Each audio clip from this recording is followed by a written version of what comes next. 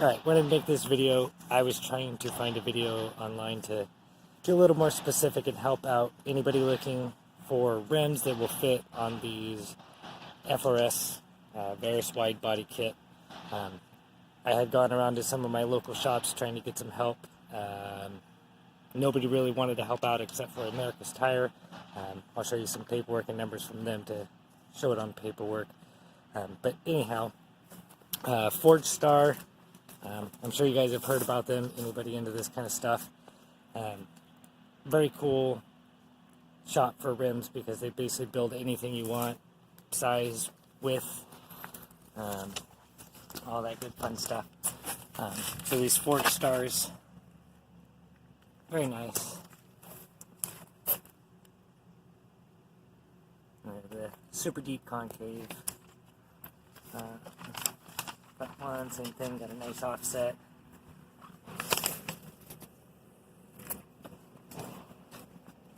And then I'll get into the numbers we came up with and why it chose them and all that good fun stuff. Well, why is pretty obvious, is because this is a daily driver car. This isn't one that goes on a trailer and goes to a SEMA show that could have the super wide tires. I do have the teen springs on here, so it is lowered down just a little bit. So looking at the gap there, it's not very much. So if you picture yourself actually driving your car, you obviously have your suspension, it's bouncing up and down, and I wanted my rim to be set inside just a little bit, so as you're going down the road straight, you're not going to be, bouncing, ripping your fenders off, and same thing as if you're on an on-ramp or off-ramp or whatever, running in the canyons. If your wheel's turning, and you're poking out just a little bit, same thing as you're not grabbing onto your front end here and ripping your front bumper off. Same thing for the rear, coming out from your stock bumper, a little over 3 inches there, I wanted to come up pretty close, same thing. So within your travels, tires moving just fine, and you don't go and flatten your car. So looking right there, rims right there, so it does set inside, just as I like.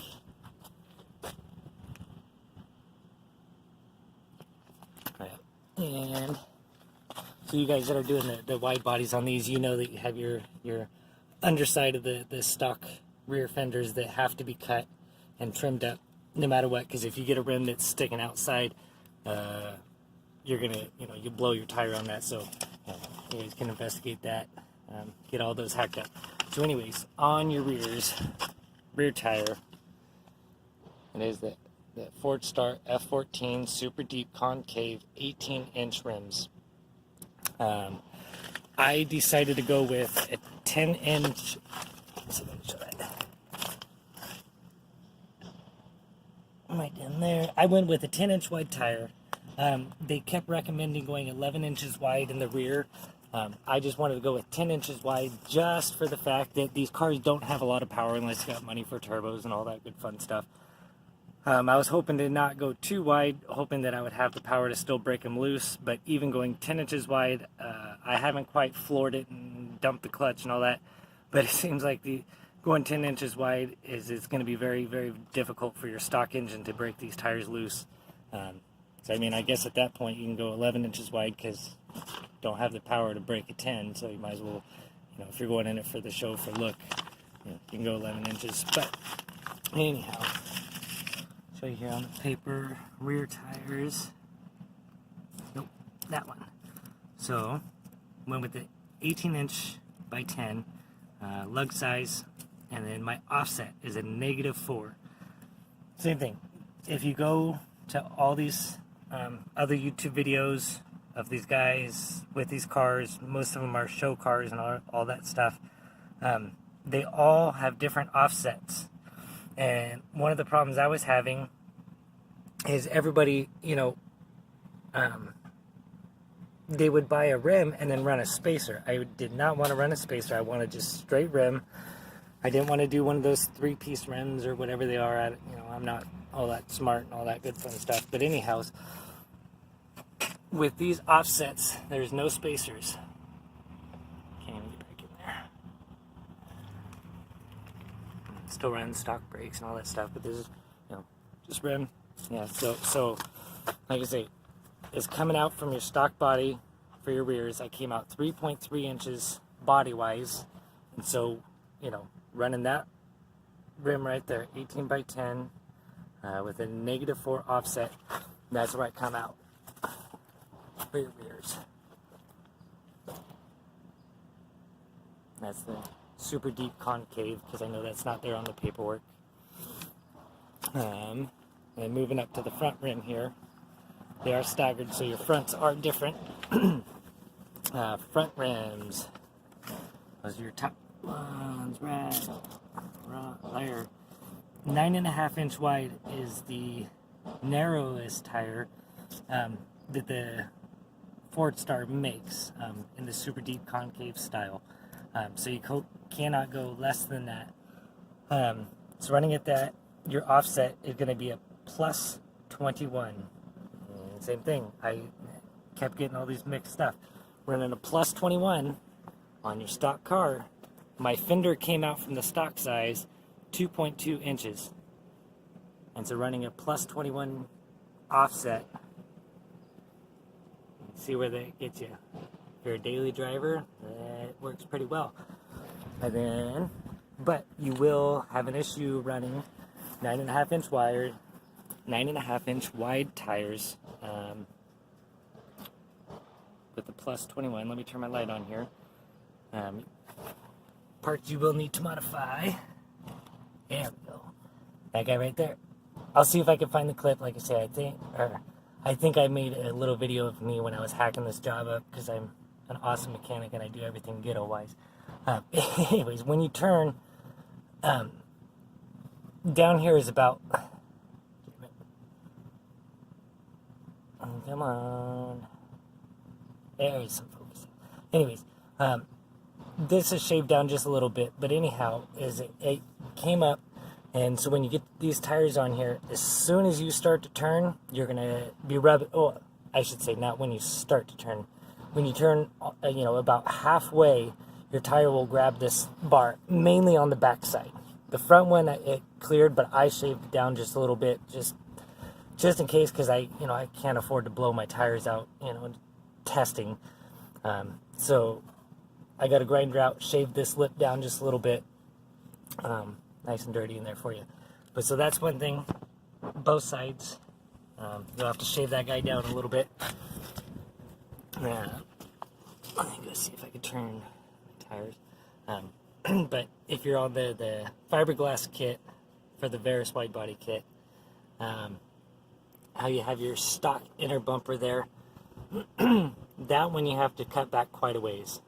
These bumpers, they came with like your stock, they came with like stock cutouts for like turn signals or your side markers. Pretty much all that has to be cut out, because your front there, as soon as you start to turn right from this side, you will smack that. Literally, like your wheel could turn less than 1 inch and you'd be rubbing on that one. So that, you have to trim that one down on the inside.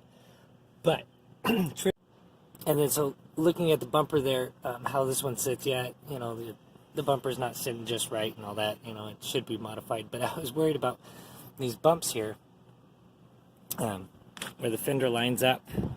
And when you turn, is it going to rub? Because it's like, that was quite scary. But going with a wider rim than your stock ones, as soon as you start to turn to the right, to where you would think it might rub on this, your tire actually pulls back a little bit, it looks like, as it comes out. And so I've done on ramps, off ramps, I've driven in the canyons. It does not rub it, it can't rub it. All the way across, it's doing really well. So like I say, for my setup,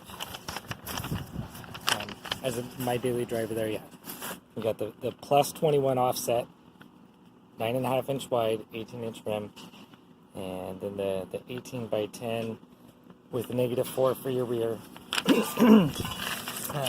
I went through America's Tire. Obviously, you could purchase these rims a little bit cheaper than I can if you order them straight from the manufacturer. I went through America's Tire because my mailing address is all out of whack. with the fires we went through. So they raised my price to $500 per rim, which was fine. I was totally happy with them helping me out, figuring all these numbers out. Just a lot of fees and all that stuff. So you can get different kind of tires, front and rear tires there. But grand total for rims, tires, and all the good fun taxes and all that kind of stuff right there, $3,100. So it was a little expensive, but when you come up to your whole picture, you know it is a good rim.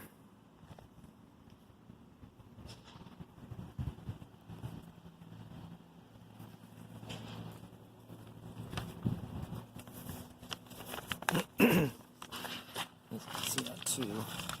Okay, where is it? There's your rear tires for the rubber. 275, 35, R18. I don't have it on this paper. Going from your stock size to this size, and then front. Go. Turn that guy around. What is that? 255, 40, R18.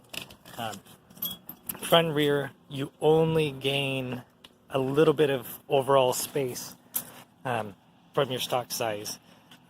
Both of them were less than 1 inch difference from your stock size, so your mileage isn't going to be all out of whack. You're not getting them too big to be sorry about that, but yeah, overall front and rear is they are increasing in size, running those size tires on there, but they are both less than 1 inch difference from your stock size. So your mileage is still, pretty close to being right, and all that kind of stuff.